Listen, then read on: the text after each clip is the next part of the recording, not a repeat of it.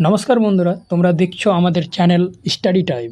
আর আজকের বিষয় হলো আমাদের পশ্চিমবঙ্গের রাজধানী কলকাতা।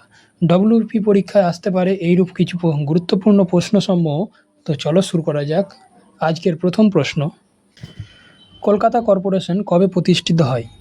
বন্ধুরা, 1839 সালে একজন মেয়র ও 9 জন অলডারম্যান নিয়ে গঠিত হয়েছিল এই কলকাতা কর্পোরেশন। কলকাতা সম্পর্কে দ্বিতীয় প্রশ্নটি হলো, কলকাতার সবচেয়ে পুরনো সৌধ কোনটি? উত্তর হলো টাউন হল, যা স্থাপিত হয়েছিল 1804 সালে। কলকাতাকে প্রাসাদ নগরী আখ্যা দিয়েছিলেন উত্তর রবার্ট ক্লাইভ। কলকাতা হাইকোর্ট কবে স্থাপিত হয়? 1861 সালে। কলকাতা বিশ্ববিদ্যালয় কবে স্থাপিত হয়? 1857 সালের 28 জানুয়ারি। কলকাতায় কবে ইলেকট্রিক ট্রাম চালু হয়? 1902 সালে। কলকাতায় কবে প্রথম চক্র রেল চালু হয়? 1984 সালের 15ই অক্টোবর। আকাশবাণী ভবন নামকরণ কে করেছিলেন? রবীন্দ্রনাথ ঠাকুর। কলকাতার প্রথম ব্যাংক কোনটি? বেঙ্গল ব্যাংক, যা স্থাপিত হয়েছিল 1785 সালে।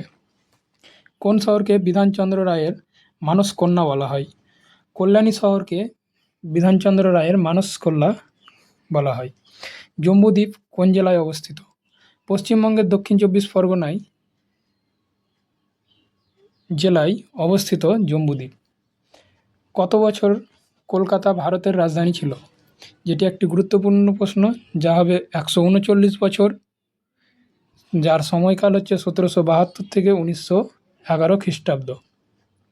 তো এই ছিল আমাদের কলকাতা সম্পর্কে কিছু গুরুত্বপূর্ণ প্রশ্ন।